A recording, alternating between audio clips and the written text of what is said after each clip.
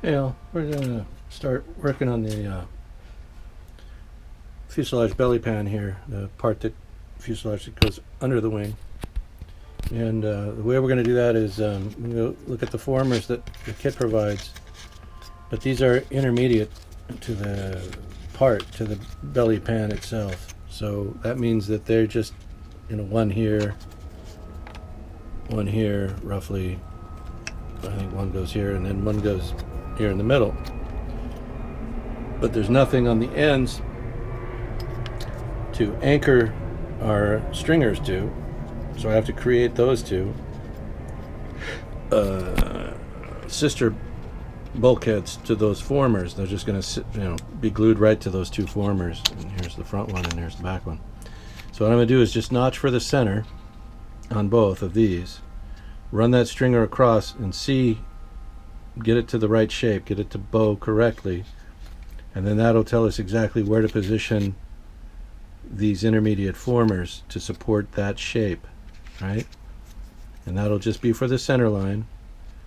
And then afterward, as we come in with the other stringers, we'll just place them, according to the notches in the formers.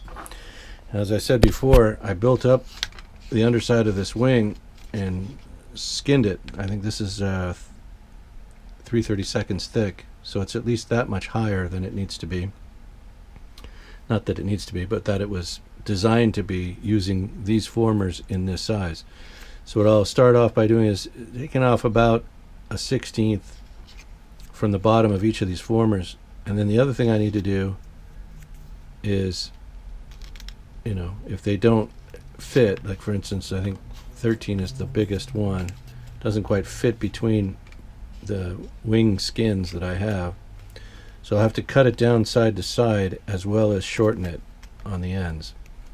And what it'll amount to is that instead of a stringer going along here, this will count as the stringer.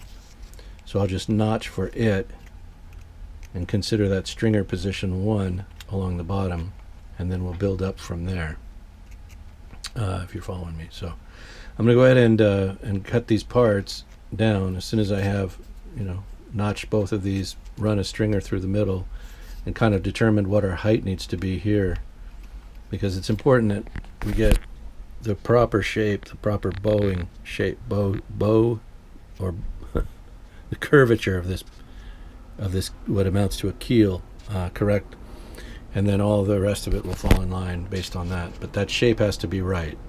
In other words, it can't be a straight line here across here. That doesn't look right for the P-47. It bows outward a little bit there.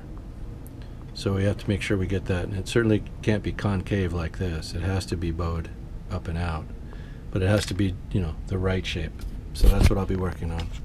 And I switch off the camera here so I can, get a few more pieces and parts where I want them, and then I'll come back and record the rest of it afterward. Thanks.